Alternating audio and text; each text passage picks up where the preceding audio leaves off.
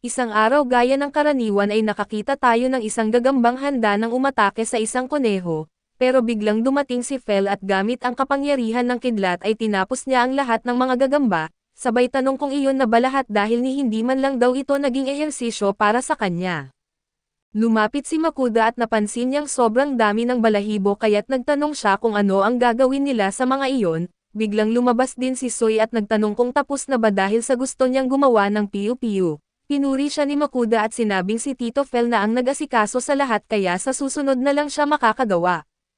Bilang mabait na bata ay naintindihan naman ito ni Soy, doon ay tumingin si Fel kay Makuda at tinanong kung hindi ba niya napapansin na iba ang pagtrato niya kay Soy kumpara sa kanya. Pagkarinig nito ay isinusumbat ni Makuda na palagi niyang sinusunod ang mga gusto ni Fel araw-araw, may hiling ito kung anong gusto niyang kainin na karne lagi at ayaw ng gulay. Pero kahit ganoon ay pinagbibigyan niya pa rin ang lahat ng gusto nito. Dahil doon ay medyo nahiya si Fel pero bigla niyang sinisigawan si Makuda na gusto niyang kumain ngayon dahil buong araw siyang tumatakbo na dala siya, dagdag pa niya na dapat magpasalamat si Makuda na pinapayagan siyang sakyan ang isang alamat na halimaw, dahil wala nang magawa ay pumayag na lang si Makuda.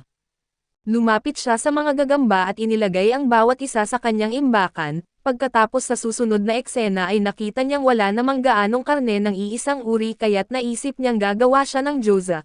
Natuwa sina Soy at Fel at sumagot lang si Makuda na makikita nila mamaya, sabay bukas ng online shop para bumili ng masa at mga pampalasa para sa gyoza. Doon ay napansin ni Fel na may wagyu at agad siyang natuwa pero sinabi ni Makuda ng malinaw na bibilhin lang niya ang kailangan nila at wala nang iba. Pagkatapos bilhin ang lahat ng kailangan ay nakita natin na kumuha siya ng masa para sa gyoza, pinatibay na sabaw ng manok at langis ng sesame. Dito na nagsimula ang kanyang pagluluto at una niyang tinatadtad ang mga gulay, tapos nilagay ang karne ng Orc General sa isang mangkok at nilagyan ng pasta ng luya at bawang pati na rin toyo, sake at pinatibay na sabaw ng manok. Sa huli ay nagdagdag siya ng langis ng sesame, asin at paminta. Hinalo niya ito ng mabuti at idinagdag ang nira at repolyo at habang nilalagay niya ang halo sa masa, pinuri siya ni Soy at sinabing kamangha-mangha siya. Samantala sa likod ay nakitang naglaway na si Fel dahil tuwang-tuwa si Soy, binigyan siya ni Makoda ng masa at nilagyan ng halo para siya mismo ang magbalot, pero kahit sinunod niya ang mga utos ni Makuda ay hindi ito lumabas na maayos kaya't naisip ni Makuda na baka sobra ang nilagay na palaman. Kaya sinubukan nila muli na mas kaunti ang palaman at doon ay nakagawa na siya ng mas maayos. Nang makita nilang sobrang dami na ang nagawa nila sinimulan na niyang iprito ang mga gyoza. Ipinaliwanag niya na kapag nagkulay ginto na ang mga ito ay lalagyan niya ng harina na tinunaw sa tubig at saka tatakpan. Kapag nag-evaporate na ang tubig at nagsimulang mag-alsa ang mantika, magdadagdag siya ng langis ng sesame sa kawali at sa huling hakbang ay tatalikurin niya ang mga ito at ayon, handa na ang mga gyoza na puno ng lasa. Plano sanang ipaliwanag ni Makuda kung ano pa ang pwedeng idagdag para mas sumarap ang lasa, pero hindi na nakinig si Fel sa isang kagat lang ay naubos niya agad ang mga ito habang sumisigaw na mainit pero napakasarap, sabay sabi na pag kinagat mo ay lalabas ang karne at katas sa loob. Siyempre ay kumain din si Soy at sinabi niyang sobrang sarap din ito. Pagkatapos ay sabay nilang tinaas ang kanilang mga plato at humingi ulit kay Makuda at alam na niya na hihingi sila, kaya sinabi niya na naghahanda na siya ng panibagong batch. Nang matapos kumain at mabusog ang lobo at ang slime sakalang nakatikim si Makuda ng isang plato at uminom ng alak, masayang sumigaw na walang makakatalo sa gyoza na may kasamang serbesa at bigla na lang, isang dragon ang bumagsak sa mukha niya at tinanggal niya ito at habang nakatitig sa dragon na may halong takot, nagsimula siyang sumigaw. Nakita ito ni Fel at agad niyang nakilala na isang dragon Ferico iyon, sabay sabi na bihira makakita ng ganitong uri at pagkarinig ni Makuda ng salitang dragon ay nagtanong siya kung posible bang may mga dragon na ganito kaliit. Habang nagsasalita siya ay napansin niyang nakatitig ng todo ang maliit na dragon sa gyoza. Hindi na siya nagdalawang isip at ibinigay ito at agad niyakap ng dragon na kasing laki lang ng gyoza ang pagkain at nilamon ito, malinaw sa mukha nito na sobrang nagustuhan niya. Lumapit pa ang dragon kay Makuda at hinihila ang balikat niya at humihingi pa ng gyoza. Dahil dito ay ibinigay ni Makuda ang buong plato at sabay sabi na kahit dragon ito ay nakakaaliw dahil sobrang liit at cute. Sinabihan siya ni Fel na huwag maliitin ang dragon base lang sa laki nito, dahil sobrang bilis ng mga nilalang na iyon at bukod pa roon ay kaya nilang gamitin ang mahika ng lahat ng elemento. Napanganga si Mokuda sa narinig kaya't tumitig siya sa dragon, tumitig din pabalik ang dragon at bigla na lang itong sumugod sa mukha niya at pagkaraan ng isang maliit na kislap ng liwanag, natanggal ni Mokuda ito at biglang narinig na nagsasalita ang dragon, sinasabing sobrang sarap nito at humihingi pa. Sa una ay hindi maintindihan ni Mokuda kung sino ang nagsalita kaya tinanong niya si Fel kung sino iyon, napabuntong hininga si Fel at ipinaliwanag na ang Dragon Ferico na iyon ay naging kanyang pamilyar. Kinumpirma ito ng maliit na dragon na masayang sumigaw na alam niyang hindi siya nagkamali dahil nakipagkontrata siya bilang pamilyar para lang makakain ng mga masasarap na pagkain, muling napasigaw si Mokuda habang napaupo sa gulat. Sinusubukan niyang intindihin ang lahat at tinanong ang dragon kung isa ba talaga itong mahalagang Dragon Ferico, at kung pamilyar lang ba siya para makakain ng masarap at sumigaw si Mokuda na pag-isipan niya muna ito. Pero sinagot siya ng dragon na pinag-isipan na niya ito at ito na ang pinakamasarap na pagkain na natikman niya, kaya alam niyang kung sasama siya kay Mokuda ay makakakain pa siya ng maraming ganito at humarap si Fel sa dragon at tinanong kung alam na ba nito na ang isang mahiwagang halimaw ay walang nawawala kahit maging pamilyar ng isang tao sa loob lang ng ilang dekada.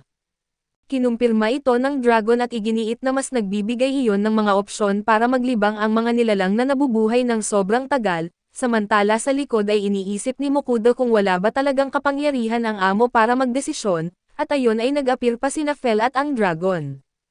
Lumapit ang dragon kay Mokuda at sinabi na ang una niyang gawain bilang amo ay bigyan siya ng pangalan.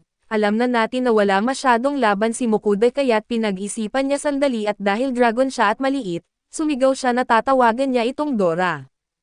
Biglang bumagsak ang dragon sa narinig na nakakatawang pangalan at iginiit nito na wag siyang biruin.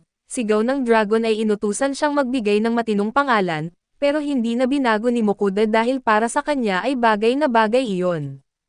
Galit na galit si Dora at sinisigawan siyang huwag siyang ituring na parang bata dahil isa siyang tunay na dragon. Tanong ni Mokuda habang binubuksan ang estadistika ng dragon ay doon niya nalaman na nakarehistro na ang pangalang Dora. At nagulat din siya nang makita na 116 na taong gulang na ito kahit hindi halata. Malungkot na sinabi ni Dora na gusto niya sana ng mas nakakatakot at malakas na pangalan, sagot naman ni Mokuda na nakakatakot naman iyon dahil parang kahawig ng salitang dragon. Itinulak ni Fel si Mokuda at binanggit sa dragon na huwag mag-expect ng sobra sa tao na iyon, at ikinwento na noong una gusto siyang tawagin ni Mokuda na Pochi na para bang nakakainsulto at nakakainis pakinggan. Lumapit si Dora na halatang naiintindihan ang pakiramdam na iyon dahil parang niloloko lang daw siya. Dumating din si Soy na sobrang cute, ipinakilala ang sarili bilang Soy habang tumatalon ang dragon sa slime, sinabing masaya siya sa kanyang pangalan at kinumpirma naman ni Soy iyon at nag-bounce-bounce pa na parang trampoline. Nakita ito ni Mokuda at nagkomento na hindi niya alam kung paano haharapin ang isa pang pamilyar pero mukhang magiging magkasundo sila. Pagkatapos ay pumunta sila sa lungsod ng Tela kung saan sinabi ng receptionist na si Feren na nairehistro na niya ang bagong pamilyar, at hindi raw niya akalaing makakakita siya ng isang dragon na magiging pamilyar at idinagdag din niya kay Ginoo Mokuda na may pabor daw na gustong hilingin sa kanya ang kanilang guro. Bakit ako at ito ay tanong ni Mokuda sa sarili, pero pagtingin niya sa tatlong pamilyar niya ay medyo nagkaroon siya ng ideya. Doon ay dumating ang isang duwende na nagngangalang Rodolfo ang guro ng nasabing guild. Tinanong nito kung totoo bang Dragon Ferico ang kasama ni Mokuda at ikinwento na naririnig lang niya noon ang mga alamat tungkol sa kanila at hindi niya inakalang makakakita siya ng isa. Dagdag pa niya na kung may makakaalam nito sigurado na may inggit sila, pero agad din siyang dumiretso sa pakay at sinabi kay Mokuda na may trabaho siyang gustong iaalok. Pagdating sa kanyang opisina ay ipinaliwanag ni Rodolfo na ang trabaho ay imbestigahan ang kagubatan, dahil may kakaibang nangyayari roon nitong mga nakaraang araw at kahit hindi panahon ng pag-aanak ay nagiging agresibo ang mga halimaw. Sinabi ni Mokuda na wala namang panganib kung hindi sila lalapit sa kagubatan, ngunit sumigaw ang duwende na hindi iyon pwedeng gawin dahil ang sinulid na inilalabas ng isang uri ng halimaw na insekto na nakatira roon, ang ginagamit na pangunahing materyales para sa pinakamataas na kalidad ng tela sa lugar. Kung hindi nila iyon makukuha ay maaaring bumagsak ang lokal na kalakalan, si Mokuda kahit na pinapakiusapan ay hindi talaga nagbabalak tanggapin ang trabaho dahil iniisip niyang napakadelikado ng kagubatan. Ngunit biglang nagsalita si Dora at sinabing madali lang ang hilagang kagubatan at napupuno lang iyon ng mga gagamba at kung ano-anong insekto, at kahit naghahanap ng away ang mga iyon ay mahina lang naman ito sa isip ni Mokuda. Nagtataka siya kung totoo bang mahina lang ang mga iyon. Habang nag-iisip siya, si Rodolfo naman ay tahimik lang na nakatingin kay Mokuda at hindi na nagsalita patungkol sa kanyang pakiusap, pero bumalik ang usapan nang sasabihin na sana ni Mokuda ang kanyang desisyon at inakala ng maestro na tatanggihan niya ito. Ngunit laking gulat nito nang biglang naglabas si Mokuda mula sa kanyang imbakan ng isang tarantulang may lason, sabay paliwanag na tinalo ni Fel ang mga iyon at humingi rin siya ng paumanhin sa maestro dahil hindi niya alam na napakahalaga pala ng mga ito para sa lungsod. Sinabi ni Rodolfo na ayos lang dahil sobrang dumarami ang mga halimaw na iyon at may mga pangkat sa lungsod na sadyang para sa kanilang paglilipol, pero napatigil siya nang makita kung gaano karami ang tarantula ang inilabas ni Mokuda. Ipinaliwanag niyang iyon ang unang beses na may nakatapos ng isang misyon bago pa man ito opisyal na ibigay, dinagdag pa niya na mahal ang bayad sa sinulid at balat ng mga lason na tarantula, at ang karne nito ay napakasarap kapag pinakuluan sa asin. Siyempre ay tuwang-tuwa at nagutom sina Dora at Fel sa narinig, sumasabat pa si Soy at sinabi sa kanyang amo na gusto rin niyang matikman at dahil dito, giit ni Mokuda sa maestro na ibibigay niya ang mga sinulid at balat ng loob, ngunit hiling niya na balatan na ang mga ito para sa kanila. Pumayag ang maestro at binanggit na tutulong siya at ihahanda iyon para kainin. Pagkatapos nito ay makikita si Mokuda na naglalakad habang naaalala ang sinabi ng maestro ng guild na kung hindi pa siya nakakapunta sa pamilihan, mas maganda kung tumingin-tingin siya roon dahil makakabili siya ng mga damit na maganda ang kalidad sa magandang presyo. Pagdating niya roon ay napansin niyang sobrang ganda nga ng mga tela, ngunit medyo mahal pero nang pag-isipan niya na kung ganoon kaganda ang kalidad ay baka nga mura na iyon para sa klase nito. Nilapitan siya ng may-ari ng tindahan at sinabing hindi niya mahahanap ang ganoong presyo sa ibang lungsod, dahil dito ay mas naengganyo si Mokuda at nagpa siya na samantalahin ang pagkakataon para bumili ng marami. Medyo inis si Fel at iginiit na kung gusto niya ng damit kahit ano na lang ang bilhin niya. Pero hindi nagpatalo si Mokuda at sinigawan siyang may makapal siyang balahibo kaya hindi niya kailangan ang mga ito, pero siya kailangan niya ng maraming gamit. Pagkatapos ng pamimili ay bumalik sila sa guild kung saan inihanda na ng maestro ang lahat. Nang makita ni Mokuda ang ginawa ay napansin niyang parang katulad ng alimango ang hitsura, pinatikim siya ng maestro ng kaunti. Sa una ay nag-alinlangan si Mokuda at ayaw tikman pero nang matikman niya, ipinaliwanag niyang nakakamangha ang lasa parang alimango o baka mas masarap pa. Gamit ang bagong sangkap na ito ay nagdaos sila ng isang piging ng kangreho o mas tamang sabihin, mula sa karne ng tarantulang may lason. Ginawang mas espesyal ni Mokuda ang sandaling iyon sa pagsasabing ang handaan na ito ay para kay Dora, at masaya silang lahat na kumain upang salubungin ang bagong pamilyar. Habang lahat ay ninanamnam ang masarap na pagkain ay naisip ni Mokuda na gumawa ng paborito niya at ito ay inihaw na kangreho, pero sa kasamaang palad para sa kanya ay naamoy ito ng kanyang mga pamilyar, at si Dora pa mismo ang sumambat na para sa kanya dapat ang handaan. Kaya wala nang nagawa si Mokuda at ibinigay sa kanila ang inihaw niyang kangreho.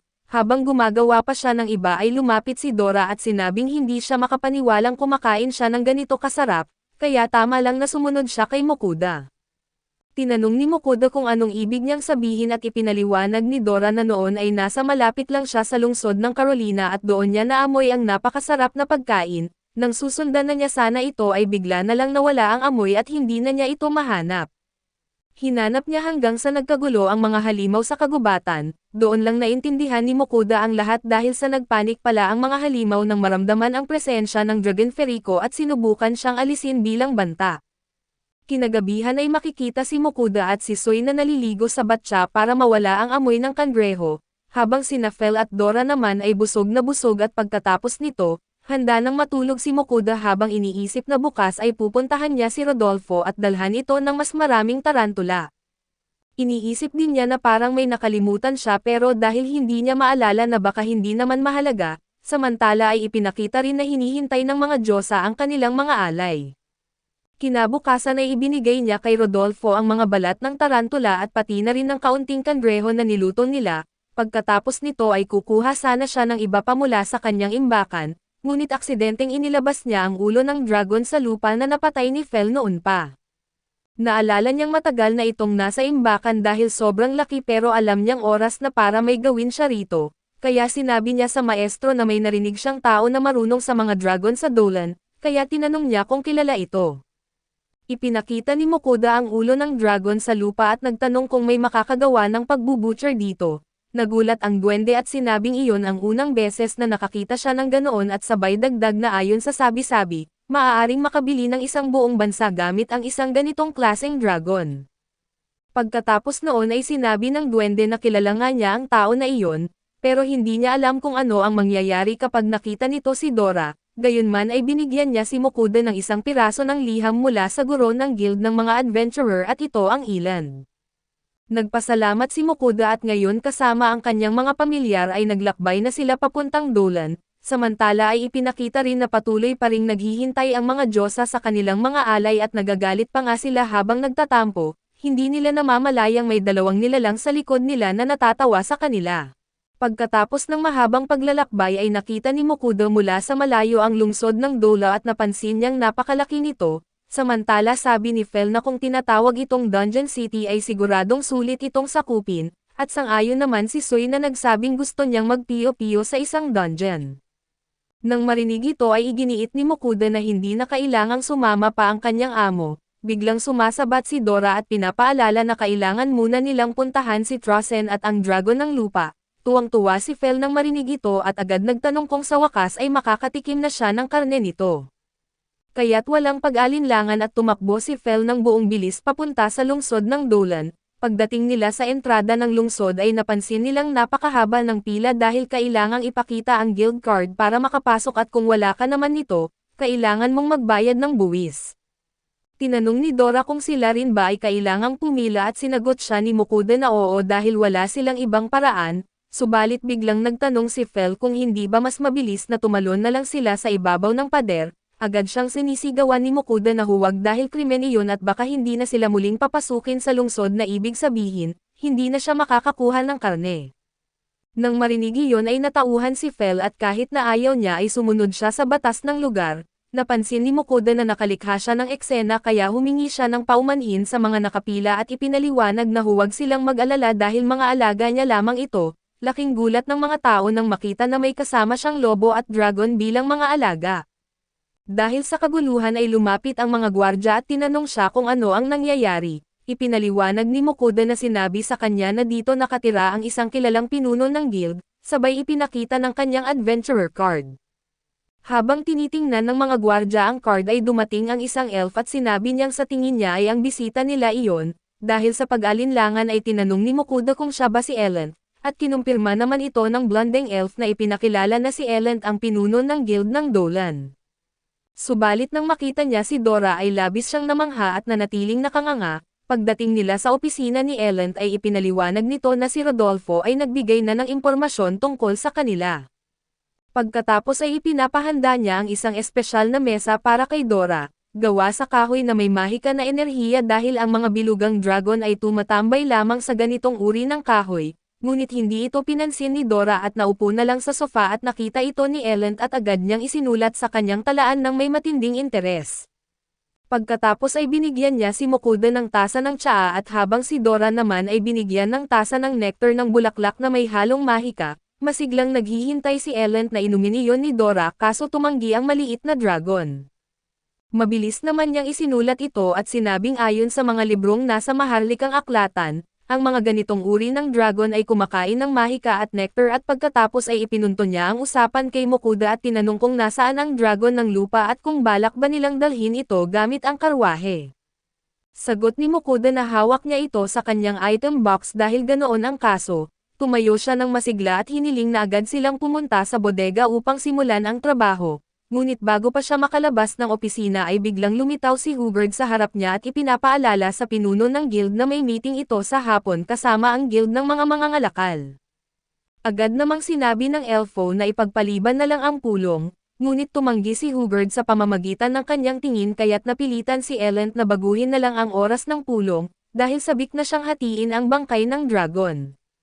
Habang hinihiling niya kay Mokuda na ipakita iyon ay nagsimula siyang magkwento na 238 taon na ang nakalipas mula nang nabuo ang isang unit ng mga mangangaso ng dragon, Ikinwento rin niya ang bahagi ng kanyang buhay at sa hindi siya nakasali noon dahil B-rank lang siya.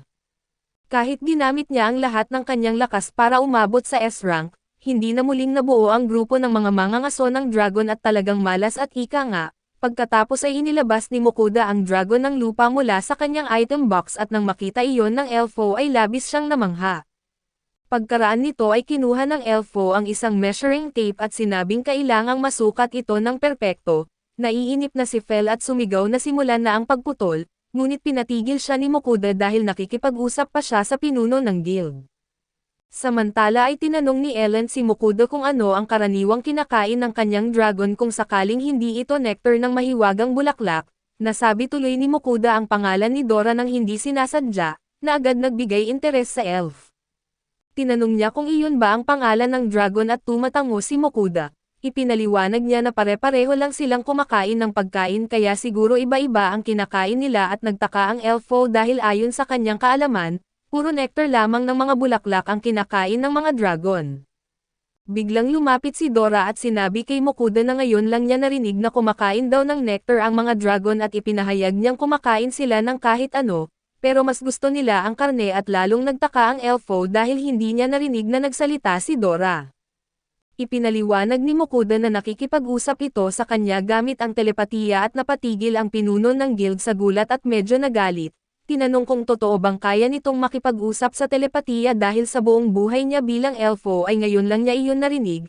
Habang sumisigaw siya ng tanong ay dumating si Hubert at magalang na nagpaalam na kailangang isama na niya ang pinuno. Ngunit bago sila umalis ay nagtanong si Fel kung mapapasa kanila ba ang lahat ng karne matapos itong hatiin. Narinig ito ni Ellen at tinanong kung karne lang ba talaga ang gusto nila, kahit pa napakahalaga ng iba pang bahagi ng dragon kaso walang pakialam si Fel dahil wala raw makakatalo sa lasa ng karne.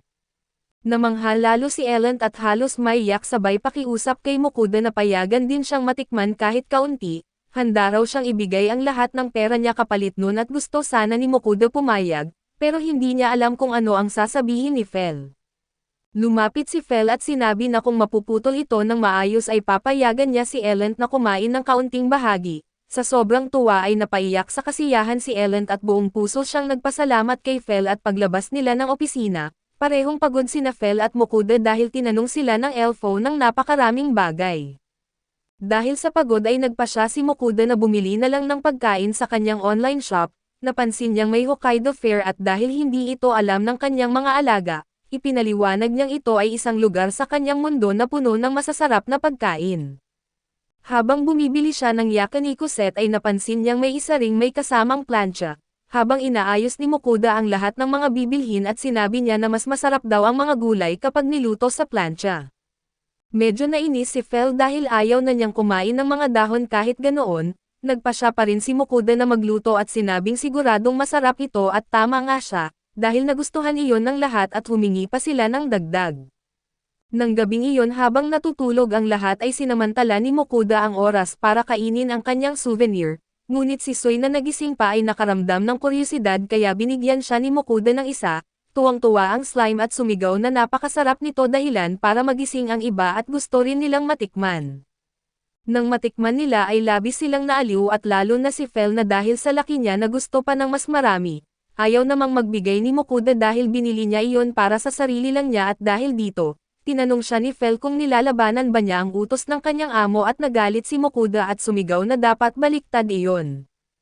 Kinabukasan ay sobrang pagod ni Mokuda dahil hindi natulog sina Fel, Dora at Soy para silang mga batang uminom ng kape at pagdating nila sa lugar, sinalubong sila ni Hugger at tinanong ni Mokuda kung ano na ang nangyari kay Ellen at sa dragon ng lupa. Bigla namang lumabas ang elfo na tuwang-tuwa at sinabi niyang buong araw at gabi niyang sinukat, sinuri at pinag-aralan ang dragon at ipinagmamalaki pa niyang iyon daw ang pinakamasayang oras ng kanyang buhay, dahilan para isipin ni Mokuda na hindi pa rin niya ito hinihiwa.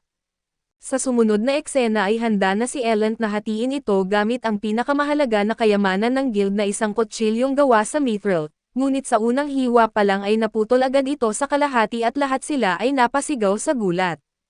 Malungkot na sinabi ni Ellen na ayon sa mga libro ay dapat kaya ng mithril na hiwain ito pero kahit nabigo siya, masaya na siyang malaman kung gaano katibay at kahanga-hanga ang balat ng dragon.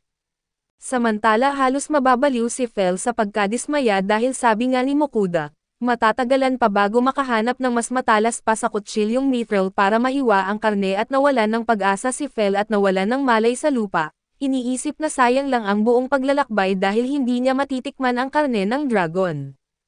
Subalit biglang dumating si Hugger at binanggit na baka mayroon daw mithril ore sa dungeon. Biglang lumiwanag ang mukha ni Fel at gustong-gusto na niyang pumunta roon para maglabas ng galit. Paglabas nila ay sinubukan na pigilan ni Mokuda si Fel dahil alam niyang kung pumunta ito sa dungeon, guguluhin niya ang lahat at baka hindi na sila makapaglakbay o makakain ng malaya, kaya agad niyang sinabi na oras na para kumain. Nagluto siya ng mabilis na pagkain para makakalimutan ni Fel ang dungeon, kahit alam niyang kailangan niyang mag-isip ng plano at habang nangyayari ito ay nagrereklamo ang mga Diyosa dahil gusto nila ng mga alay. Narinig ito ng dalawang Diyos pa at gusto rin nilang matikman ang tsokolate. Tinanong nila ang mga Diyosa kung akala ba nila ay maloloko nila sila at pagkatapos noon, nakipag-ugnayan sila kay Mokuda at ang unang nagsalita ay si Hefesto at ito ang Diyos ng Panday, at kasunod ay si Volcano at ito ang Diyos ng Digmaan. Pagkarinig nito ay nakaisip ng ideya si Mokuda at sinabi niyang may gusto siyang itanong, alam na ng mga Diyos kung tungkol saan ito at tinanong kung may kinalaman ba sa kutsilyo ng mithril. Tumatango si Mokuda at hiniling sa kanila na bigyan siya ng payo tungkol dito. Sinabi ni Hefesto na kung mayroon siyang basbas ng Diyos ng Panday, makakagawa siya ng mas magagandang kagamitan kahit gamit pa rin ang mithril pero syempre ay may kapalit iyon na alak, dahil wala ng ibang pagpipilian ay pumayag si Mokuda. Pagkatapos ay napunta kay Soy ang basbas ng Panday at habang sina Fel at Dora naman ang nakatanggap ng basbas ng Diyos ng Digmaan, pagkaraan nito ay gamit ang basbas at kaunting mithril na nakuha na ni Mokuda noon ay nakagawa sila ng mithril plus knife, na labis na ikinatuwa ni Mokuda dahil hindi na nila kailangang pumunta sa dungeon. Gayunman ay napansin niya na dahil sa basbas ng digmaan na mas lumakas nga sina Fel at Dora sa labanan, pero naging mas agresibo rin sila at napabuntong hininga na lang si Mokuda sa kanyang desisyon. Pagkatapos nito, bumalik sila sa guild at nang makita nila si Hagor ay ipinakita nito si Eloland na mahimbing na natutulog sa mesa ng kanyang opisina. Ipinaliwanag ni Hagor na nag-iimbestiga si Eloland tungkol sa isang uri ng metal na mas mataas pa sa mithril at dahil doon, nakatulog siya sa ganoong kalagayan. Dahil dito ay sinabi ni Makoda na may gusto siyang ipasubok dito, kaya't ginigising nila ang elf at binigyan siya ng kutsilyong gawa sa mithril na ginawa mismo ni Soy, sa loob ng isang silid na puno ng tensyon at sinubukan ni Eloland kung talagang gumagana ito. Pagdiin niya ay nagawa nitong hiwain ang sobrang tigas na balat ng halimaw, lahat ay namangha at binanggit niyang kakaiba talaga ang pakiramdam ng kutsilyong iyon kumpara sa lahat ng nagamit niya. Lumingon siya kay Makoda at tinanong kung saan niya nakuha ang ganoong kahusay na kutsilyo. Di sinasadyang tinaas ni Soy ang kanyang maliit na kamay pero agad siyang pinapababa ni Makoda. Medyo kinakabahan at sinagot niyang galing lang ito sa ilang kakilala niya at lalong natuwa si Eloland, pero pinili niyang magpigil at ituloy ang kanyang trabaho. Habang ginagamit niya ang kutsilyo at masayang sinabi niyang sa wakas, madali na niyang mapuputol-putol ang laman ng halimaw at dahil doon ay tinanong siya ni Makoda kung gaano katagal ang aabutin, sinagot naman ng elf na gusto niyang pag-aralan ng mabuti ang bawat bahagi kaya 3 araw siguro ang kakailanganin niya. Habang abala si Eloland sa maingat na paghiwa ng halimaw at napaisip si Makoda kung paano niya ito lulutuin, dahil duda siya kung kakayanin iyon ng kanyang lutuan dahil sa laki ng karne at nilapitan siya ni Fel at tinanong kung ano ang kanyang pinag-iisipan at kung plano pa niyang maghintay ng mas matagal. Sinabihan ni Makoda si Fel na wala silang magagawa dahil napakalaki ng hayop na iyon. Sumang-ayon si Fel at iminungkahing pumunta muna sila sa dungeon habang hinihiwa pa ni Eloland ang halimaw at tumanggi si Makoda. Ngunit sumingit si Dora para suportahan si Fel na iginigiit na gusto rin niyang subukan ang kapangyarihan ng pagpapala ng Diyos ng Digmaan. Idinagdag pa ni Fel na baka makapagtanggal din sila ng inip sa lugar na iyon at medyo nag-aalala, pinaalalahanan sila ni Makoda na hindi iyon isang parke ng libangan at narinig ito ni Soy mula sa bag at tinanong kung ano ang ibig sabihin noon. Lumapit din ang dalawa at nagtanong kung nakakain ba iyon at pinapatabi sila ni Makoda pero biglang nagsalita si Soy, sinasabing gusto rin niyang pumunta sa dungeon at gumawa ng piyo-piyo dahil iyon mismo ang hiling ni Soy, napilitan si Makoda na pumayag. Sa ganitong paraan ay nakita natin silang nasa harap ng dungeon at kausap ang isang receptionist na miyembro ng guild, Ipinaliwanag nito na depende sa bawat adventurer kung gaano katagal sila mananatili sa dungeon, pero ang pinakamababang panahon ay 3 araw. Gayunman kung magtagal pa sila ay maaari silang manatili roon ng hanggang 1 buwan. Bukod pa rito ay ipinaliwanag ng receptionist na mayroong 30 palapag sa dungeon at hindi nila kailanman malalaman kung ano ang maaaring mangyari sa loob. Kaya inirerekomenda na magdala ng maraming pagkain at kung balak bumaba sa mas malalalim na antas, dapat gumamit ng mas malalakas na sandata at pagkatapos marinig ang lahat ng iyon, sinabi ni Makoda na nagbago na siya ng isip at mas pipiliin na lang niyang magpahinga at mag-enjoy sa lugar. Dahil dito ay ibinalik ng receptionist ang kanyang guild card at sinabi na maganda ang kanyang desisyon, ngunit sa kabilang banda sina Fel at ang iba pa ay nagreklamo dahil umatras siya kahit nasa lugar na sila. Ipinaliwanag ni Makoda na gusto muna niyang maghanda ng maraming pagkain para sakaling may mangyari, kaya kailangan nilang magtiis muna ng kaunti at papasagot na sana si Fel. Pero tinanong siya ni Makoda kung ayos lang ba sa kanya na kumain ng mga hindi masarap sa dungeon. Dahil sa argumentong iyon ay natahimik si Fel pati na rin si Dora at inamin pa ni Dora na pagdating sa pagkain, wala silang maipagmamalaki laban kay Makoda at kinabukasan ay nagpunta sila sa pamilihan para mamili. Habang naglalakad sila sa kalsada ay naririnig nilang nagbubulungan ang mga tao tungkol sa kanila, pero sanay na si Makoda sa ganitong mga tingin kaya nagpatuloy lang siya na parang walang nangyayari. Maya-maya ay tinawag siya ng isang tindero at inalok na tingnan ang mga paninda. Lumapit si Makoda at pinagmasdan ang mga gulay at iniisip na mura ang mga ito kaya kumuha siya ng kaunti, na itanong din niya ang presyo ng karne at sinagot ng tindero na nagkakahalaga ito ng 1 gintong barya. Nagulat si Makoda sa sobrang mahal pero ipinaliwanag ng tindero na ang karne ng halimaw ay itinuturing na luho. Naalala ni Makoda kung gaano kalakas kumain sina Werner at ang grupo noon at napagtanto niyang tama nga ang sinabi ng tindero. Gayunpaman ay hindi na lang siya bumili dahil sapat na ang mga karne na nakukuha nila kay Fel at sa iba pa at habang naglalakad sa lungsod, napansin niya ang isang magic stove at nilapitan ito at nakita niyang may 4 itong lutuan at sinabi ni Fel na hindi na kailangan iyon at baka lang makaabala, pero tumanggi si Makoda at sinabing makakatulong iyon sa pagluluto niya. Lumabas ang may-ari ng tindahan at magalang na nagtanong kung nagustuhan niya ito at tinanong ni Makoda kung gaano kalakas ang lutuan. Sagot ng tindero ay may laman itong unang klaseng magic stone kaya malakas ito at ang pinakapangunahing tampok nito ay ang oven. Nang buksan ito ay ipinaliwanag ng tindero na dahil sa lakas ng oven, kaya nitong magluto ng isang malaking cockatrice at napaisip si Makoda at naisip kung gaano karami na putahe ang maaari niyang maluto gamit iyon at nagustuhan niya ang ideya, ngunit nang tanungin niya ang presyo at nang malaman na 860 gintong barya ito ay agad na bigla siyang nawalan ng gana. Ngunit lumapit si Fel at sa pamamagitan ng telepatiya ay inutusan siyang bilhin ito dahil sa lahat ng sinabi niya. Ang naintindihan ni Fel ay makakakain siya ng mga bagong masasarap na putahe at sumang-ayon din si Dora at pinilit siyang bilhin iyon. Dahil dito ay napilitan si Makoda na bilhin ang lutuan at kinagabihan, nagpasya silang gamitin ito sa unang pagkakataon at habang nagluluto ay tinanong ni Soy kung ano ang mga kalderong nasa mesa at ipinaliwanag ni Makoda na ito ay mga malaking kaserola at kahit malalaki na, sana raw ay nakabili siya ng mas malaki pa. Pero wala raw ganoon sa online shop at tinanong ni Soy kung ano ang laman nito, kaya binuksan ni Makoda ang takip at sinabi na iyon ang kanilang hapunan at nang halos handa na ang lahat, sinabi niya kay Soy na tawagin na sina Fel at Dora at ito ang dalawang matatakaw. Sumunod agad si Soy sa utos pero pinigilan siya ni Makoda at ipinaliwanag na maghintay muna at tulungan na lang siyang maghain ng pagkain, nang matikman ng 3 matatakaw ang unang subo. Sabay-sabay silang napasigaw na sobrang sarap at lambot ng ulam.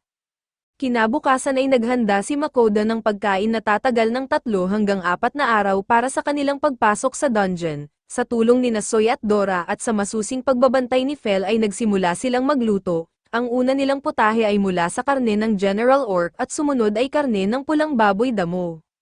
Ang pangatlo ay Shio Rozo na mabilis nilang niluto at bilang pang-apat, gumawa sila ng miso soup gamit din ang karne ng General Orc at sa huli para sa hapunan, nagluto sila ng estofadong gawa sa karne ng Giberno.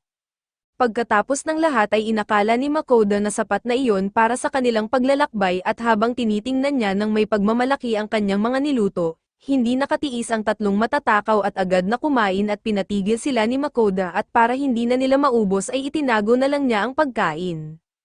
Kinabukasan ng umaga habang inaayos ni Makoda ang kanyang higaan, lumapit si Soy at binanggit na tapos na ang ipinagawa niya at inabot nito ang isang espada na gawa sa purong mithril. Nang masdan ni Makoda ng mabuti ay sinabi niyang makikita agad sa hitsura kung gaano ito katalas.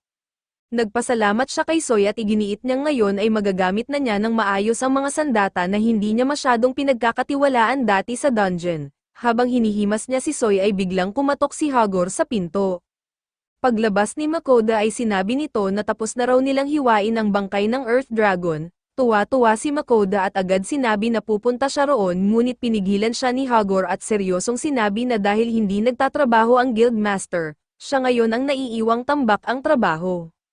Pagkasabi noon ay umalis siya at kinahapunan ay pumunta si Makoda sa bodega. Pagpasok niya ay nakita niya si Eloland na nakaluhod at nakatingala sa langit habang may hawak na 2 bote ng dugo ng dragon. Lahat ay nabigla sa tanawing iyon at napaisip si Makoda kung maayos pa ba ang taong ito.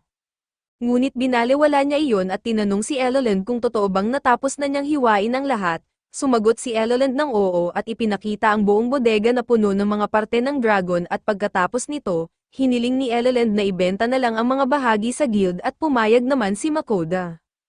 Isa-isang tinimbang at binili ang mga ito pero sa huli at ilang parte lang ang nakuha, na umabot sa halagang 3,800 gintong barya at nakita ni Makoda na marami pang natitirang bahagi, kaya nagpasya siyang itago ang mga ito.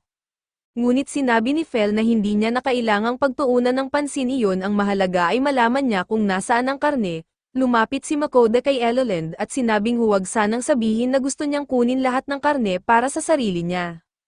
Umiling naman ang elf at ipinaliwanag na nakalagay na ang lahat sa isang silid na nagyayelo. Nang makita nilang maayos ang lahat at isa-isang ibinigay kay Makoda ang mga piraso ng karne at pagkatapos nito, lumapit si Eloland kay Makoda at medyo nahihiya at humiling na matikman ng kaunti ang karne ng Earth Dragon.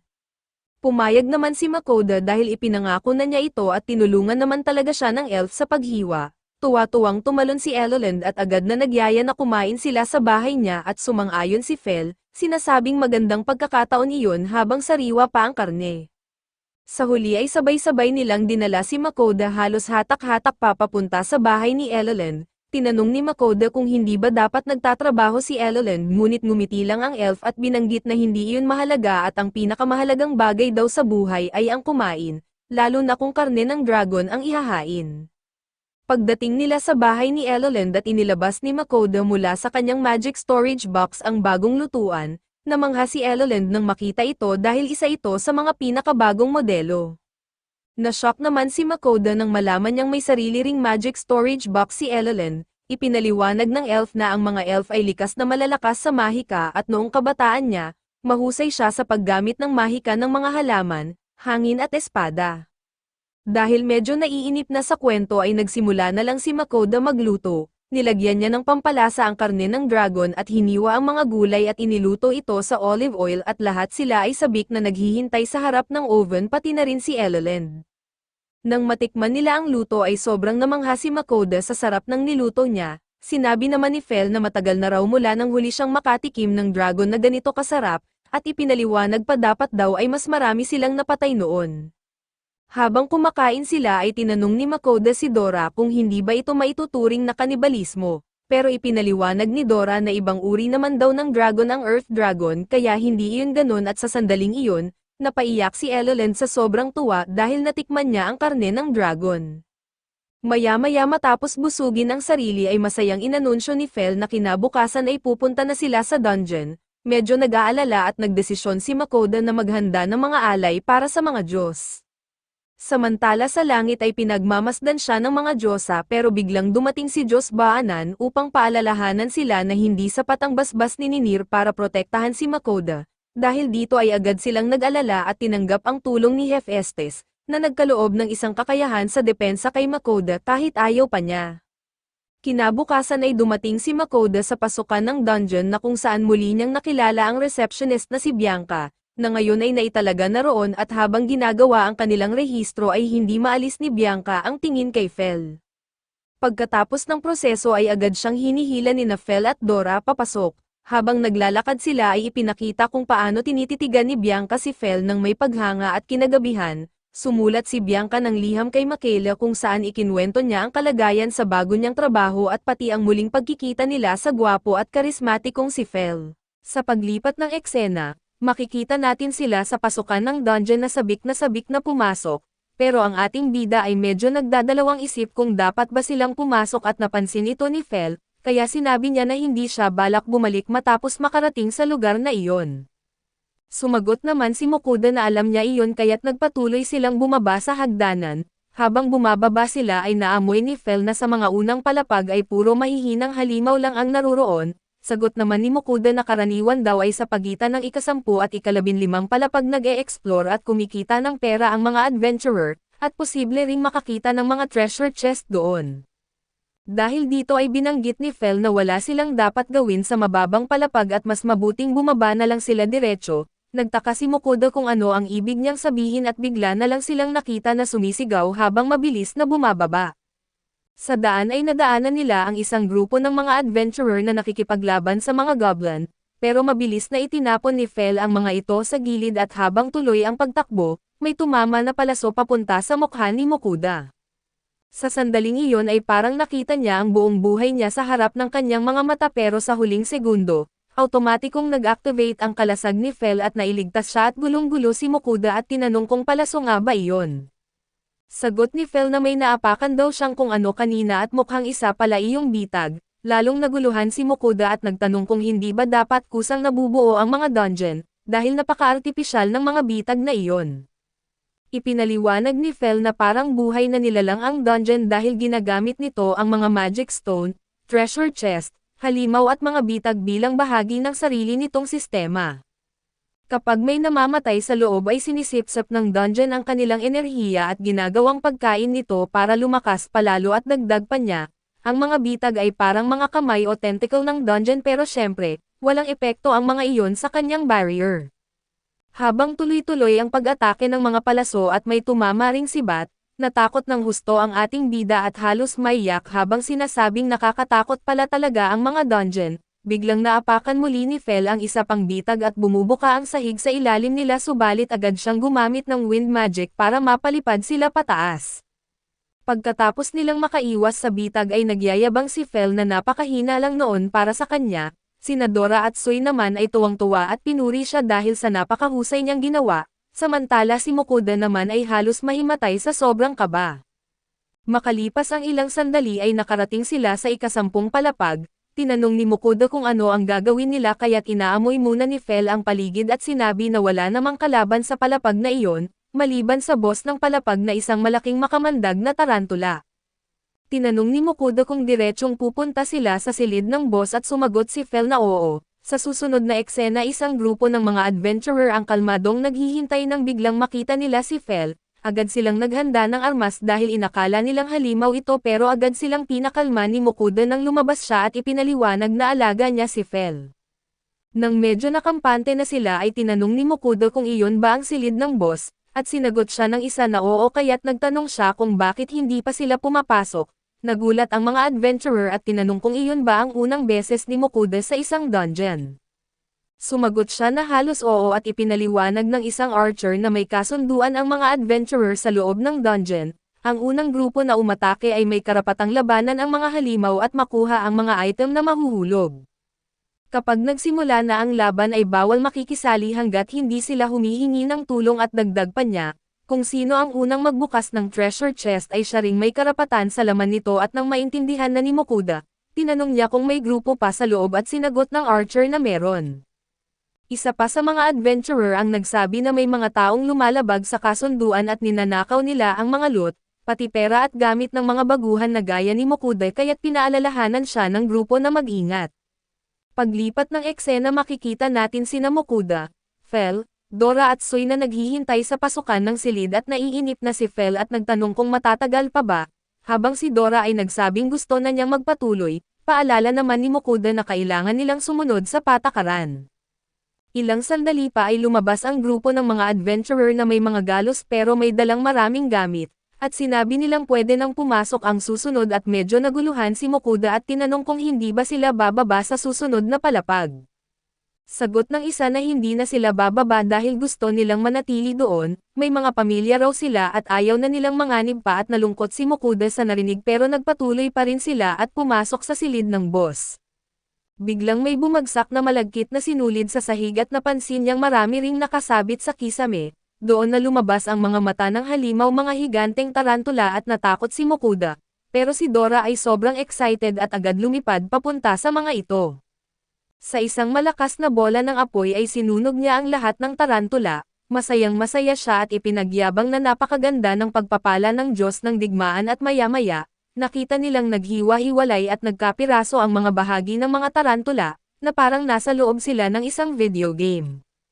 Lalo itong ikinagulat ni Mokuda at pagkatapos nilang iligpit ang lahat ng nakuha, inutusan ni Fel si Mokuda na magmadali kaya't lumipat na sila sa susunod na palapag at doon, natalo nila ang orc boss ng ika-11 palapag at kinuha ang mga gamit nito. Dahil sa sobrang paggamit ng mahika ay nagsimulang nagutom ang grupo, kaya para makapagpahinga ay naghanap sila ng lugar na tahimik at gamit ang kanyang pangamoy, sinabi ni Fel na may maluwang na silid sa unahan at wala siyang naaamoy na mga halimaw doon. Pagdating nila ay napansin nilang isa pala itong silid pahingahan at doon, muling nagkita si Mokuda sa grupo ni na Werner at iba pa at lubos itong ikinatuwa ni Mokuda, dahil sa kanila siya nakalabas mula sa kahariang tumawag sa kanya noon. Pag-upo nila ay nagkwentuhan sila tungkol sa mga nangyari at sa gitna ng usapan, tinanong ni Vincent si Mokuda tungkol sa kanyang mga bagong alaga at nakita niya ang maliit na nakaupo sa ulo nito, tinanong kung isa ba itong batang dragon. Ipinaliwanag ni Mokuda na hindi at ipinaliwanag niya na isa itong adult na Dragon Ferico, ipinakilala niya ito bilang si Dora kaso nang marinig ng lahat ang pangalan nito, hindi nila napigil ang matawa at tinanong naman ni Rita ang tungkol sa mala-gelatin na nilalang, kaya ipinakilala ni Mokuda si Sui bilang isang napakalakas na slime. Nakita nating nakikipagkwentuhan at nakipaglaro ang dalawa sa mga babae at maya-maya, si Dora ay lumapit kay Mokuda at dumidikit sa kanyang mukha at humihiling ng pagkain, dahil dito ay inimbitahan ni Mokuda sina Werner at ang iba pa na kumain kasama nila. Siyempre ay agad silang pumayag at pagkasilbi pa lang ng pagkain sabay-sabay na silang kumain ng sabik, nang matapos ay tinanong ni Mokuda kung gusto pa nila at walang pag-alinlangan ay agad silang pumayag at habang kumakain sila ng mga masasarap na putahe, may mga adventurer namang nakatingin habang kinakagat ang tigang na karne nila. Pagkatapos kumain ay nagpaalam sina Werner at ang kanyang grupo, habang dinala naman ni Fel si Mokuda pababa sa susunod na palapag at pagbaba nila, nakarating sila sa ika-16 na palapag na isang mahabang lagusan sa ilalim ng lupa.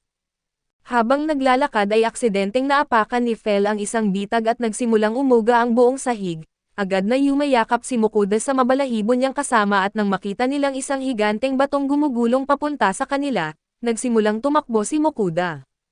Pero agad gumamit ng wind magic si Fel at winasak ang malaking bato at sa sumunod na eksena, makikita si Mokuda na hingal at sinasabing sa wakas ay nakarating na sila sa ika-20 palapag, sa daan ay napansin ni Sui ang isang tagong daanan. Nilapitan ito ni Mokuda at nakita niyang may treasure chest sa loob, kaya tuwang-tuwa siyang tumalon sa saya at papalapit na sana siya para buksan ito nang pigilan siya ni Fel at ipinapaalala na ginagamit ng dungeon ang mga kayamanan bilang bitag. Kaya ginamit ni Mokuda ang kanyang skill na Valoror at nadiskubre niyang isa itong treasure chest na may lasong gas sa loob na maaaring ikakamatay niya. Nalungkot si Mokuda pero biglang nakipag-usap sa kanya si Ninrir at pinaalalahanan siya na dahil may 3 maliit na pagpapala siya mula sa 3 diyosa, kapag pinagsama-sama ito ay kasing lakas ng isang normal na pagpapala kaya't hindi siya matatablan ng sakit o lason. Dahil dito ay nagpasya si Mokuda na buksan ang chest at tulad ng inaasahan, kumalat ang makapal na usok ng lason sa buong paligid at bahagyang umasa siya at sinilip ang loob pero wala itong laman. Lubos siyang nadismaya pero ayaw niyang sumuko nang hindi nakakakita ng kahit isang kayamanang may laman, kaya nagdesisyon siyang magpatuloy. Pagdating nila sa ika-20, isang palapag ay nakakita sila ng mas malaking treasure chest, nagsimulang mag-imagine si Mokuda kung anong kayamanan kaya ang nasa loob, pero nang gamitin niya ulit ang Valoror ay nalaman niyang isa pala itong halimaw. Nilapitan ito ni Fel at naamoy niyang may laman nga sa loob at lahat sila ay nagudyok kay Mokuda na buksan ito. Dahil sa pressure ng grupo ay pumayag siya at hinawakan niya ang kanyang mithril sword at maingat na binuksan ang chest. Tulad ng inaasahan ay lumabas mula roon ang isang halimaw kaya't mabilis na kumilos si Mokuda at inundayan ito ng mga atake hanggang sa tuluyan niya itong mapatay at pagkatapos niyang mapatay ang halimaw, biglang nagbago ang treasure chest at naging isang lalagyan ng mga hiyas. Masayang binuksan ni Mokuda iyon at nakita sa loob ang ilang kumikislap na alahas, dahilan para siya ay lubos na matuwa ngunit naputol ang kanyang kasiyahan nang biglang tumawag si Dora. Sinasabing nakita na niya ang hagdanan papunta sa susunod na palapag. Pagdating nila sa ika-22 palapag ay nabigla silang lahat dahil ibang-iba ang itsura ng lugar kumpara sa mga nauna. Natuwa si Fel at inutusan si Mokuda na sumakay sa kanyang likod dahil nararamdaman niya ang isang malakas na presensya sa paligid, kaya kailangan nilang puntahan iyon.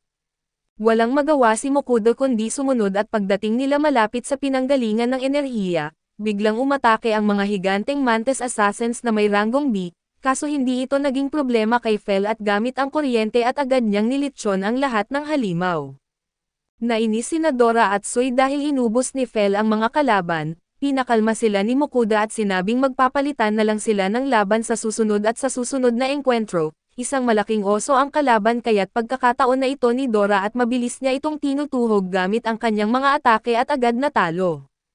Pagkatapos naman ay mga higanteng paro-paro na naglalabas ng paralyzing powder at dahil pagkakataon na ni Soy ay ginamit nito ang kanyang asido at tinunaw lahat, pagkatapos nilang mapatay ang mga halimaw ay nagpatuloy sila sa paglalakad.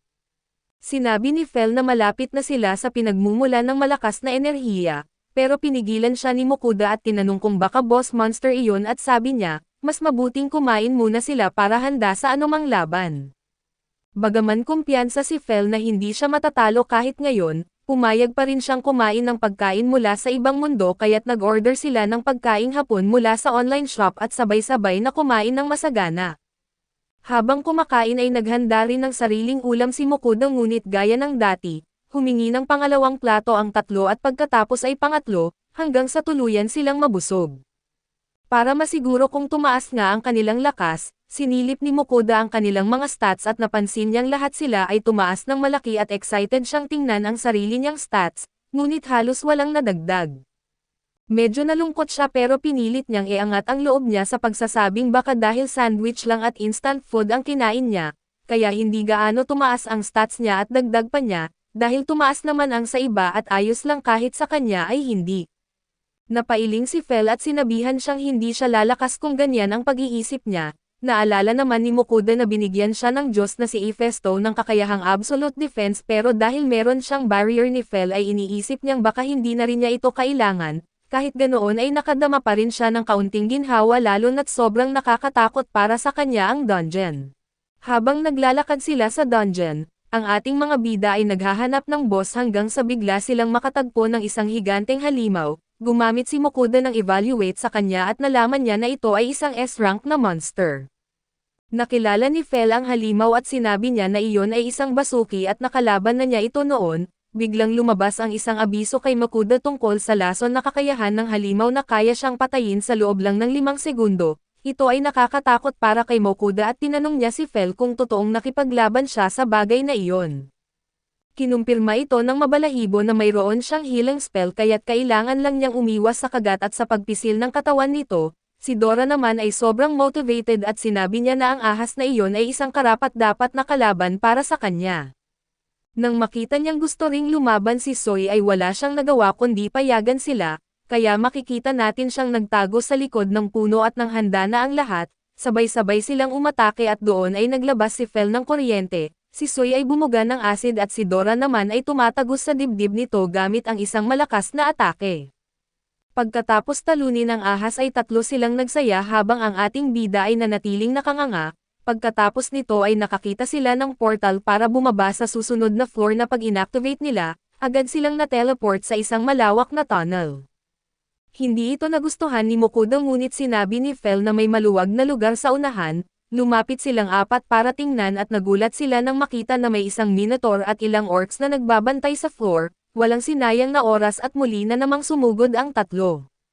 Pagkatapos maglakad ng matagal ay nagreklamo na ang tatlong matatakaw na nagugutom na sila, kaya't naghanap sila ng ligtas na lugar at nang makita nila ito ay sinabi ng ating bida na ngayon ay magluluto na sila at lahat ay tumulong maghanda, hinilatag ni Soy ang kumot. Inilabas ni Mokuda ang pagkain at si Fel naman ang nag-check kung maayos pa ang mga ito, kaya't nagsimula silang kumain at pagkatapos ng 3 servings ay lahat sila ay nabusog. Nagsabi si Mokuda na mas mabuti nang magpahinga sila doon ngayong araw. Sumang-ayon si Fel at habang magsasalita pa sana si Mokuda sa iba, dumating ang isang grupo ng adventurers kasama ang kasamahan nilang sugatan at itinanong ng Knight kay Mokuda kung meron siyang healing potion. Agad na kinuha ng ating itim ang buhok na bida ang isang potion mula sa kanyang item box at ibinigay ito sa Knight. Ginamit ng Knight ang potion sa kasama niya at agad na nawala ang kanyang sugat. Lahat sila ay nagulat at nagtanong kung espesyal ba iyon na potion at lumingon sila sa ating bida kaya't si Mokuda na medyo kinakabahan ay sumagot na mataas na kalidad lang iyon na potion, pero mas malakas ang epekto kaysa sa normal na potion. Pagkatapos nito ay tinanong niya ang tungkol sa kalagayan ng kanilang kasama at sinabi ng Knight na kahit hindi pa ito nagigising, nawala ang sugat niya at naging normal na ang kanyang paghinga at ipinakilala sila ng lalaki bilang Tempestad, isang grupo ng A-rank na adventurers bilang pasasalamat at nag-alok siya na babayaran siya ng 500 gold coins. Sa una ay tumanggi si Mokuda pero dahil sa pagpupumilit ng lalaki ay tinanggap niya rin ngunit bago iyon, binigyan niya pa sila ng ilang low-quality na potions at dagdag pa na hiniling niya na ikwento sa kanya kung ano ang nangyari. Nakanguso ang lalaki habang ikinukwento na sa boss room ng floor na iyon mayroong 3 sparigans. Nang marinig ito ay tinanong ni Mokuda si Fel sa pamamagitan ng telepathy kung delikado ba ang mga halimaw na iyon. Sagot ni Fel na mas malalaki pa sila kaysa sa mga minotaur kaya nagkaroon na si Mokuda ng ideya. Nagpatuloy ang lalaki na ikwento na pangalawang beses na nila sa dungeon na ito dahil noong una nilang bisita ay nakumpirma nila na may isang Spriggan lang, kaya bumalik sila sa ibabaw para gumawa ng plano pero hindi nangyari ayon sa inaasahan. Idinagdag niya na kahit nagbabago araw-araw ang dungeon, hindi nila inakala na ganito kalala ang pagbago pero iniisip niya na hindi iyon magiging problema para sa ating bida dahil may kakaibang familiars ito. Pagkatapos ay tinapos nila ang pag-uusap at sinabi na matutulog muna sila at bukas na lang sila babalik sa ibabaw, ngunit ang ating bida ay medyo nag-aalala at gumamit si Fel ng telepathy para patahanan siya at sinabing kahit gaano pa karami na sparigans ang nandoon, hindi iyon kalaban para sa kanya kaya't sinabi niyang matulog na siya. Kinabukasan ay makikita natin silang papunta sa boss room at naiwan naman ang grupo ng Tempestad habang kumakain at enjoy sa pagkain. Pagkatapos ay sinabi ni Dora na nandyan na sila sa boss room at mula sa pintuan, napansin ni Mokuda ang 3 malalaking halimaw na nagbabantay sa pasukan. Natakot ang ating bida pero ang 3 niyang kasama ay walang bakas ng takot at agad na pupuksain ang mga halimaw. Sa ilang segundo lang ay lumipad ang ulo ng isa sa mga halimaw sa harap ni Mokuda at nakita niya kung gaano kabilis nilang napabagsak iyon, kaya napansin niya kung gaano siya kaswerte na nasa panig niya sila. Habang papalapit sila sa mga katawan ng halimaw ay nakita niya ang isang magic bag at hindi niya napansin na nagsisimula na niyang pulutin ang mga gemstones na nakakalat sa sahig, pero habang ginagawa iyon ay napaisip siya kung gaano siya ka-opportunista na parang puro pangungulekta lang ang ginagawa niya. Si Fel naman gamit ang kanyang pangamoy ay nagpaalala sa kanya na sa mga susunod na floor ay mga lugar iyon ng mga golem, at siya na sobrang motivated ay sinabi ni Mokuda na sa susunod siya ang lalaban dahil sa huli, mayroon siyang absolute defense. Makikita natin siya sa gitna ng mga orcs na binabayo ng suntok ngunit hindi nasasaktan dahil sa kanyang shield, dahil nakakadismaya iyon tingnan at nagdesisyon si Dora na makialam at sinunog niya ang mga halimaw. Nagpatuloy sila sa pagbaba ng floors hanggang marating nila ang dulo ng floor na 28. Nang ilagay ni Fel ang paa niya sa portal ay agad silang na-teleport sa isang desyertong mundo. Habang nagrereklamo si Mokuda dahil sa init ng araw ang 3 naman ay sobrang motivated, pero hindi pa lumilipas ng kalahating oras ay nagsimula na rin silang magreklamo sa sobrang init. Nakikita natin na halos mag-evaporate na si Soy at nakakita si Dora ng may lilam, agad silang tumakbo para magpasilong at nagpapahinga para maging magaan ang pakiramdam. Bumili si Mokuda ng damit at tubig sa online shop at makikita natin na bumalik sa normal ang katawan ni Soy. Pagkatapos uminom ay bumili siya ng ice cream at si Fel naman ay walang pagdududa, agad niyang sinimulang kainin ito habang pinupuri niya kung gaano ito katamis at kalambot. Hindi tulad ng yelo pagkatapos niyang kumain ay nagpatuloy siya sa paglalakad habang may ice cream pa sa bibig, habang napapalibutan ng puro buhangin ay tinanong ni Mokuda si Fel kung alam niya kung saan sila papunta. Sinabi ng mabalahibo na huwag siya mag-alala dahil sinusundan niya ang presensya at makikita natin silang lumaban sa isang higanteng alakdan. Pagkatapos magpahinga ulit ay lumaban sila sa isang sandworm at natalo ito at pagdating ng gabi ay nagkampo sila sa open area. Dahil sobrang lamig ay nagpasya si Mokuda na bumili ng mga gamit tulad ng thermal patches at makapal na sweatshirt, at para maging maganda ang gabi ay nagpropose siya na kumain sila ng mainit. Siyempre natuwa si Fel at ang iba kaya't sinimulan ni Mokuda ang pagluluto, naglagay siya ng tubig sa kaldero at pagkatapos ay mga sauce, mga sangkap at pagkatapos pakuluan ay nilagay ang udon. Nagdagdag pa siya ng iba pang sangkap at pagkalipas ng kaunti ay handa na ang hot pot na udon na may karne ng batong ibon. Pagkatapos kumain ng masarap na pagkain ay naramdaman ni Mokuda at ng grupo na malapit na sila sa boss ng floor, kaya nagpasya silang magpahinga para makabawi ng lakas at kinabukasan. Pagkatapos talunin ang Earth Golem nakarating sila sa portal papunta sa boss room. Doon ay nakaharap nila ang isang behemoth na isang napakalaking halimaw na siyang final boss ng dungeon. Sina Dora at Soy ang unang umatake ngunit hindi umepekto ang mga atake nila. Ipinaliwanag ni Fel na ang halimaw na iyon ay may halos impenetrable na defense at tanging isang malakas na atake lang ang makakasira. Habang nakatago si Mokuda, si Fel naman ang nag-lead ng laban at doon ay inuutusan sina Dora at Soy na wag tigilan ang pag-atake. Unti-unti nilang napinsala ang halimaw lalo na nang gumamit si Dora ng ice magic at gumamit si Soy ng acid. Dahil sa sobrang galit ay nagpaputok ang behemoth ng energy beam diretso kay Mokuda. Ngunit pinrotektahan siya ni Fel gamit ang ice wall sa tamang oras at habang mahina na ang armor ng halimaw dahil sa acid, nag-charge si Fel ng malakas na kuryente at pinakawalan ito diretso sa sugat ng behemoth at tuluyan nilang natalo ito. Pagkatapos maglaho ang katawan nito ay nakita ni Mokuda ang isang mahiwagang espada na tinatawag na Cadbalk, gawa sa adamantite at nagpasya siyang itago ito at si Fel na gutom na naman gaya ng dati, ay hinutusan siyang kumain muna bago bumalik.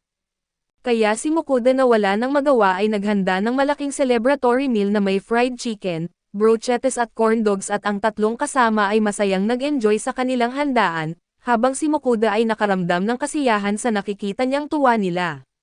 Samantala si Werner at ang kanyang grupo ay nagdiriwang sa isang tavern matapos maabot ang 12 palapag at pinag-uusapan nila kung gaano kasarap kumain kapag kasama si Mokuda. Iminungkahi ni Franca na imbitahin nila siya sa grupo pero kahit na pag-iisipan nila ito, sa huli ay hindi nila itinuloy ang ideya na kahit na nakakaramdam sila ng gutom sa tiyan. Nagpalit ng eksena kung saan naglindol ang lupa at bumukas ang isang lagusan kung saan lumabas ang ating grupo. May isang adventurer na nagtanong kung sino sila at saan sila nanggaling at sagot ni Fel, mula sila sa pinakahuling palapag ng dungeon na ibig sabihin ay matagumpay nila itong nalampasan. Si Mokuda na gusto sanang itago ang sikreto ay napalibutan ng mga adventurer na gusto siyang tanungin, dumating naman si Hugger na tumatakbo at binati sila sa kanilang nagawa at dinala sila sa guild para magsumite ng ulat at sa loob ng guild. Patuloy pa rin ang papuri kay Dora at kahit tumulong din sina Fel at Sue ay napunta pa rin ang lahat ng atensyon sa dragon. Pero lumipat sila ng usapan at kailangan nilang suriin ang mga nakuhang kayamanan sa dungeon. Muli na namang sinabi ni Fel na gutom siya at pinakiusapan siya ng bida na magtiis muna dahil marami pa silang kayamanan mula sa mga halimaw. Pero hindi interesado si Fel sa mga alahas at ipinakita niya ang isang kahon ng mga hiyas na nakuha mula sa isang mimak.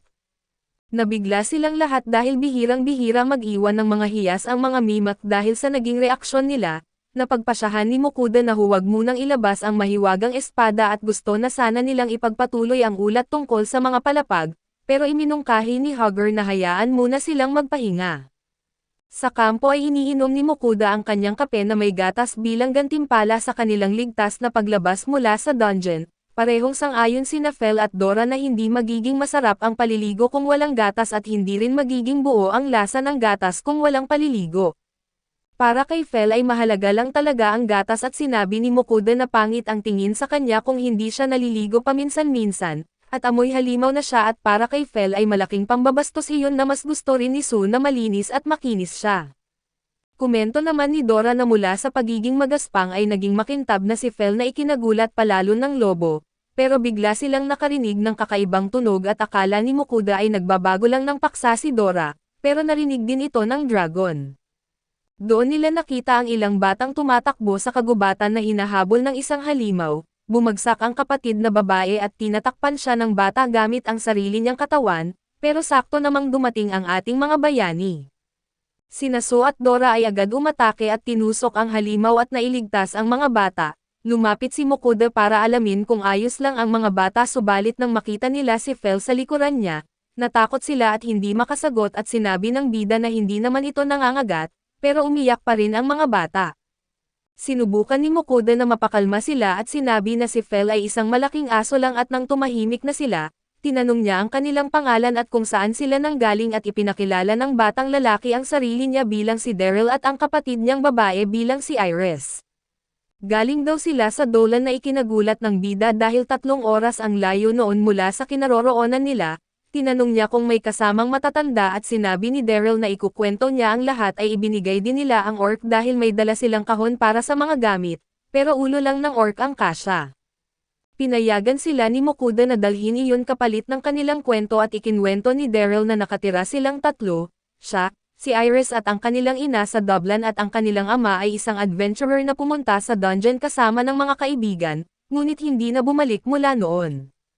Nabubuhay pa rin silang 3 kahit papaano pero kamakailan ay nagkasakit ang kanilang ina at hindi na makabangon sa kama. Isang pari mula sa templo ang dumalaw at ginamitan siya ng healing magic at bagamat bumuti ang lagay nito sandali, muling lumala ang kanyang kalagayan makalipas ang ilang araw. Sinabi ng pari na tanging isang mataas na ranggong pari mula sa kabisera lamang ang makakagamot dito, pero kailangan nila ng malaking halaga ng pera para makuha ang pari mula sa kabisera, kaya't napilitan silang maghanap ng mga halamang gamot. Tinanong ni Iris kung sapat na bang bayad ang orc para makakuha ng pari, buong pag-asang sagot ni Daryl na oo at naantig si Mokuda sa narinig, pero alam niyang karaniwang halimaw lang ang orc at hindi naman kalakihan ang presyo nito, kaya nag-isip siya ng ibang paraan. Biglang kumalabog ang tiyan ng magkapatid dahil sa gutom pati rin sina Fel at So, kaya inimbitahan sila ni Mokuda na kumain at nagalok ang mga bata na tumulong, pero sinabi niya na mas mabuting maglaro na lang muna sila kina Dora at Soy. Habang naglalaro ang mga bata at naisip niyang samantalahin ito para mapakain silang mabuti, kaya nagsimula siyang magluto na iniihaw ang sibuyas sa magkabilang panig para lumabas ang tamis nito. Pagkatapos ay niluto niya ang karne ng coconut rice at inuna ang balat para lumabas ang taba at ginamit iyon sa pagluluto ng mismong karne. Pagkatapos ay nilaga ito ng bahagya gamit ang teriyaki sauce at tinatakpan ng makintab na glaze, hindi rin niya nakalimutang magprito ng itlog at sa ibabaw ng tinapay ay nilagay niya ang lettuce, karne na may teriyaki at cheddar cheese. Pagkatapos ay nagdagdag siya ng sibuyas, kamatis at itlog na prito at bilang panghuli ay nilagyan pa niya ng maliit na banderita sa ibabaw. Tuwang-tuwa ang mga bata habang kumakain at nagugustuhan ang tamis at alat ng lasa. Pinainom din sila ni Mokuda ng inumin habang naghihintay naman sina Fel at So ng kanilang pagkain at binigyan niya ang bawat isa ng malaking hamburger tower. Lahat sila ay masayang kumain at pagkatapos kumain ay nagpahinga silang lahat at lumapit ang magkapatid para magpasalamat sa Ginoo sa masarap na pagkain. Naantig ang puso ni Mokuda pero medyo napatigil siya nang marinig ang salitang Ginoo. Masaya siya sa pasasalamat ng mga bata pero nagtanong siya sa sarili kung mukhang matanda na ba talaga siya para tawagin ng ganoon. Kumpirmado naman ni Fel na oo at isa na talaga siyang Ginoo na ikinainis ni Mokuda at makalipas iyon, nakatulog ang mga bata at nakaramdam ng awa si Mokuda para sa kanila, dahil siguradong napakahirap maghanap ng pera para sa gamutan ng ina nila.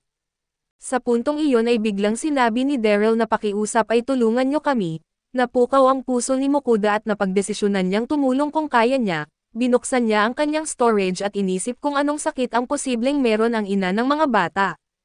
Naghagilap siya ng mga potion pero sinabi ni Fel na hindi nakagagamot ng sakit ang mga iyon at ang tanging nakakagamot ay ang elixir. Ayon kay Fel ang elixir ay kayang pagalingin ang lahat ng uri ng karamdaman at maaari pang magbigay ng immortalidad parang kwento lang sa pantasya. Pero naalala ni Mokuda ang sinabi ni Elela na ginagamit ang dugo ng Earth Dragon sa paggawa ng elixir, kaya posible nga itong mabuo at nakakuha siya ng 2 sangkap at hiniling kay Soy na subukang gumawa ng gamot na kayang gamutin ang anumang sakit. Binanggit ni Soy na hindi niya alam kung magagawa niya ito pero susubukan pa rin niya. Nagsimula siyang magbuo ng halo sa loob ng kanyang katawan habang inihahanda naman ni Mokuda ang mga bakanteng bote at habang ginagawa iyon ni Soy, naisip ng bida kung ano ang pwedeng ilutong pagkain para sa ina nina Daryl at Iris. Naisip niyang gumawa ng magaang sabaw at agad siyang bumili ng mga sangkap, hiniwa ang mga gulay at tinadtad ang karne at ginisa hanggang sa maluto, pagkatapos ay nilagyan niya ng tubig at consomme bago hayaang kumulo. Bilang huling bahagi ay nagdagdag siya ng broccoli at soya milk at pagkalipas ng ilang minuto, natapos din niya ang niluluto at sakto namang lumapit si Sui para sabihin na tapos na siya, inilabas ni Sui ang 3 bote na puno ng gamot. Napansin ni Mokuda ang kulay ube ng likido at na-curious siya, kaya ginamit niya ang skill na evaluate para malaman kung ano ito at doon niya nadiskubre na isa itong gamot na kayang pagalingin ang lahat ng uri ng karamdaman. Pero dahil ito ay bahagyang mahinang bersyon at hindi nito kayang pahahabain ang buhay. Nang malaman ito ay pinuri niya si Sui dahil sa mahusay nitong ginawa at bigla namang sumingit si Fel, nagrereklamo dahil ginamit daw siya bilang tagapagbantay ng mga bata at humingi ng paumanhin si Mokuda at kinalong ang mga bata para bumalik na sa Dolan. Habang papalubog ang araw ay pinasakay niya ang mga bata sa likod ni Fel at sinabi na ang tiyuhin nila ang maghahatid sa kanila sa lungsod. Pagkaalis nila ay pinaalalahanan niya si Fel na huwag masyadong mabilis, pero hindi siya pinakinggan at lalo pang bumilis ang takbo. Pagdating nila sa lungsod ng gabi ay tuwang-tuwa ang mga bata dahil sobrang bilis daw ng biyahe. Bago sila maghiwalay ay ipinasa ni Mokuda sa kanila ang bangkay ng orc at sa sobrang tuwa ng magkapatid, sinabi nilang sa wakas ay makakakuha na sila ng pari para mapapagaling ang kanilang ina. Ngunit biglang nagsalita si Mokuda at iginiit niya na habang tinitingnan niya ang mga laman ng kanyang storage, may nakita siyang gamot na kayang pagalingin ang ina nila at nabigla ang mga bata, ngunit agad niyang ipinaliwanag na hindi niya ito pwedeng ibigay ng libre. Kahit isa siyang adventurer ay isa rin siyang negosyante at dahil produkto ang gamot na iyon, kailangan daw nitong may kapalit at nag-alala ang magkapatid pero tinanong ni Daryl, bilang nakatatandang kapatid na kung magkano ang halaga nito. Sinabi ni Mokuda na napakahalaga at bihira ang gamot na iyon kaya't ang kapalit na lang ay ang orc. Gumagaan ang loob ng mga bata at agad silang pumayag at ibinigay ni Mokuda ang gamot kay Iris, at bilang dagdag ay ibinigay din niya kay Daryl ang pagkaing niluto niya para sa kanila kanina. Napaluha sa tuwa ang magkapatid habang iniisip ang posibilidad na gagaling na ang kanilang ina. Nagpasalamat si Daryl kay Mokuda at muli siyang tinawag na Ginoo at syempre ay medyo tinamaan ang damdamin ni Mokuda sa pagtawag na iyon, pero ngumiti pa rin siya at pinasalamatan sila. Bago umalis ay sinabi ni Daryl na kahit adventurer ang kanyang ama, gusto naman niyang maging isang negosyante at gagamitin daw niya ang kanyang kahon ng imbakan para magnegosyo sa lungsod at balang araw ay magkakaroon siya ng sarili niyang tindahan at makikipagkalakalan katulad ni Mokuda. Naantig ang puso ng bida na halos maiyak habang sinasabi niyang susuportahan niya ito, pagkatapos noon ay tuluyan na silang nagpaalam at ng gabing iyon habang magkasama ang grupo, binanggit ni Mokuda na mababait na bata sina Daryl at Iris. Pero matapos iyon ay bumalik siya sa usapan tungkol sa dungeon at sinabi na siguradong tumaas na ang antas nilang lahat, sinimulan niyang tingnan ang mga statistics ng bawat isa at gaya ng inaasahan, tumaas nga ang kanilang mga level. Sa huli ay tiningnan niya ang sarili niyang status ngunit halos wala itong nadagdag, doon niya napansin ang kakaibang bagay tungkol sa kanyang online shop skill at nang pindutin niya ito, bigla siyang dinala sa isang bagong bahagi ng interface na nagbibigay sa kanya ng opsyon na pumili sa pagitan ng 2 uri ng online shop na maaari niyang i-unlock. Ang isa ay ang sikat na McDonald's at ang isa naman ay Fujila. Nagtaka ang ating bida at nilapitan siya ni Fel para tanungin kung ano ang nangyayari at nang malaman niyang tungkol pala ito sa pagkain, pinili ni Fel ang may sandwich dahil iyon din ang kinain nila noong tanghali pero sinabi ni Sui na gusto niya iyong isa ang tindahan ng mga torta. Kaya sinunod ni Mokuda ang gusto ni Sui at pinili ang tindahan ng Fujila. Medyo nagselos si Fel at tinanong si Mokuda kung hindi ba niya masyadong kinukonsinti si Sui at tumawa lang ang bida at sinabihan siyang huwag magselos. Ipinaalala rin niya na pareho silang mahilig sa matatamis sina Fel at Dora kaya dapat isipin nila ito bilang gantimpala matapos masakop ang dungeon. Sa wakas ay pinili nila ang tindahan ng Fujila at nang makita nila ang napakaraming klase ng mga dessert, hindi na itago ni Fel at ng iba pa ang kanilang tuwa at magsisimula na sanang pumili si Mokuda kaya in-order niya ang iba't ibang klase ng cake at matatamis. Ilang sandali lang ay dumating na agad ang order at sabik na sabik silang lahat. Paglabas ni Mac ng mga cake mula sa mga kahon ay namangha sina Fel, Dora at Sui sa itsura ng mga ito at nagtanong pa si Fel kung nakakain ba talaga ang mga iyon. Hindi na nag-aksaya ng oras si Mokuda at sinimulan ng hiwain ang mga cake, sabi ni Fel ay kaya raw niyang ubusin ang buong cake kung gusto niya pero pinigilan siya ni Mokuda at pagkatapos ng ilang minuto, binigyan niya sila ng halo-halong dessert. Pagkakain ng unang subo ay tumalon si Soy sa tuwa dahil sobrang tamis daw at ang sarap ng lasa. Matapos nilang kumain ay naglabas pa si Mokuda ng dagdag na dessert at nang makita ni Dora kung paano ito gumagalaw at tumatagtag sa plato na labis siyang namangha. Tinuro pa niya kay Soy na kamukha raw niya ito at pagkatapos, kumuha si Mokuda ng iba pang dessert para sa sarili niya at sinabayan ito ng isang tasa ng itim na kape at nang makita siya ni Fel na umiinom, tinanong siya nito kung bakit umiinom na naman siya ng mapait na bagay na iyon. Giit ni Mokuda na iyon mismo ang gusto niya at biglang sumingit sina Soy at Dora na humihingi pa ng dagdag ng malambot na cake, pero sinabi ni Mokuda na tama na muna iyon at sabay tanong kung masarap ba. Sabay silang sumagot ng oo at habang tinatapos ni Mokuda ang pagkain, napaisip siya kung may nakalimutan siya na mula sa langit at narinig niya si Ninrir na sumisigaw na oo, nakalimutan niya raw ang mga handog para sa kanya. Ipinakita rin na pati ang ibang mga Diyos ay nauubusan na ng pagkain at mga produkto. Ang Diyos ng digmaan ay nagtanong kung dapat na ba silang magpadala ng mensahe sa adventurer na iyon at pagbalik sa ating bida. Napagtanto niyang ang nakalimutan niya ay bigyan ng kahit kaunti sina Daryl at Iris. Upang ipaabot ang damdamin ay ipinakita ang eksena ng magkapatid at ng kanilang ina. Nakita nilang umiinom ng gamot ang kanilang ina na gawa ni Soy at habang iniinom ito ay gumaling agad ang kanyang katawan. Sinabi niya sa mga anak na bigla siyang nagugutom. Agad namang tumakbo si Iris para dalhan siya ng sopas na niluto ni Mokuda at pagkakain niya ng unang subo, binanggit ng ina na napakasarap ng lasa na labis namang ikinatuwa ng mga bata at tahimik na naisip ni Daryl sa kanyang isipan na kamangha-mangha talaga ang gamot ng kanilang ginoong si Mokuda. Pinapangako niyang hindi niya sasabihin sa kahit sino dahil ibinigay iyon ng palihim. Pinisil niya ang kanyang kamao at sinabing magsisikap siya ng husto at balang araw, ibabalik niya ang kabutihang loob ni Mokuda.